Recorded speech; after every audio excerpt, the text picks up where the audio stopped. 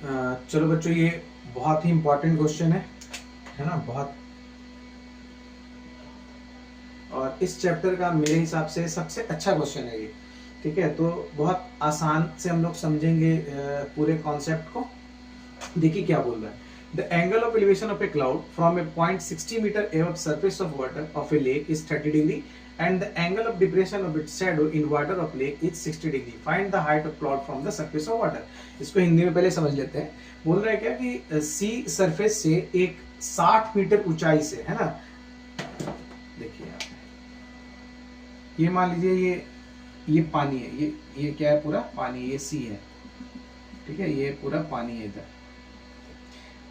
यहां से सरफेस से 60 मीटर ऊंचा, यहां से 60 मीटर की ऊंचाई से,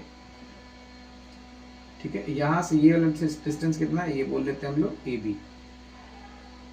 ठीक, यहां से पानी है पूरा, और यहाँ ए बी हाइट से कोई बादल को देख रहा है। इसके पास काम कुछ नहीं है, तो ये बादल को देख रहा है। ठीक है, तो एंगल ऑफ एलिवेशन कितना बन रहा है इसका, जब ये बादल को देखता है तो 30 डिग्री।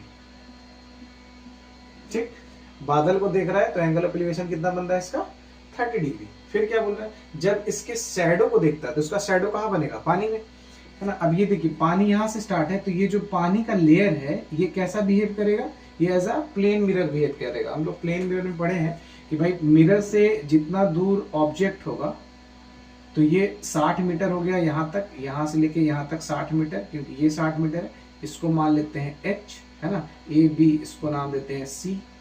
तो सी जो ऑब्जेक्ट है, ये ऑब्जेक्ट का मिरर से कितना दूरी हो गया, h प्लस 60।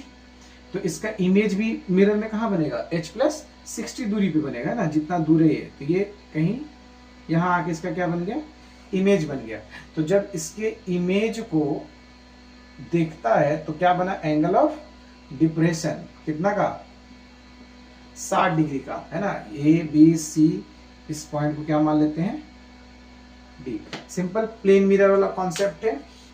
ये पानी का layer as a mirror behave कर रहा है, तो मिरर से कितना ऊपर है क्लाउड, h ये और 60 ये, तो टोटल हो गया h प्लस 60। और यहां से फिर नीचे, यानी कि यहां से लेके यहां तक का दूरी कितना हो जाएगा, h प्लस 60। जितना ऑब्जेक्ट का डिस्टेंस उतना ही इमेज का डिस्टेंस। ठीक है, अब आगे आते हैं। हमसे क्या पूछ रहा है, find the height of cloud from the surface of water. मतलब यहां से लेके यहां तक क्लाउड का क्या हाइट होगा, तो 60 तो दिया हुआ ही है, h निकाल लेंगे, 60 में ऐड करेंगे, वो क्या हो जाएगा, height of the cloud from the water.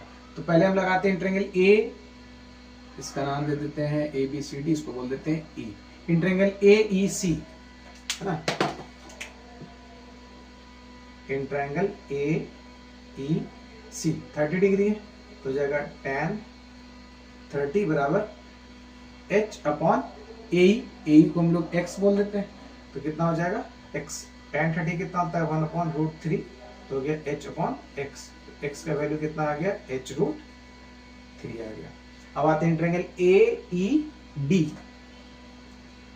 Triangle कितना 60 डिग्री, तो लिखेंगे tan 60। अब यहां ध्यान दीजिएगा, tan 60 ये पूरा लेंथ लेना है परपेंडिकुलर अपॉन बेस। तो ये पूरा लेंथ कितना है, यहां तक 60 और यहां पर h प्लस 60, तो 60 और 60 कितना हो जाएगा, 120 प्लस h अपॉन x। ये स्टार करिए इस स्टेप को, इसी स्टेप में गलती होता है, ये डिस्टेंस छूट जाता है, पता नहीं कैसे छूटता है लेकिन छूट जाता है। 60 h प्लस 60, ये पूरा लेंगे तो 60 60 120 प्लस h, तो ये हो गया √3 120 प्लस h, और x का वैल्यू कितना है, h√3। ये क्रॉस मल्टीप्लीकेशन होगा तो हो जाएगा 3h 120 प्लस h इधर आके कितना हो जाएगा, 2h 120, तो h बराबर कितना आ गया, 60। यानी ये वाला वैल्यू कितना आ गया, 60। तो क्लाउड का वाटर से कितना दूरी हो गया, 60 प्लस 60,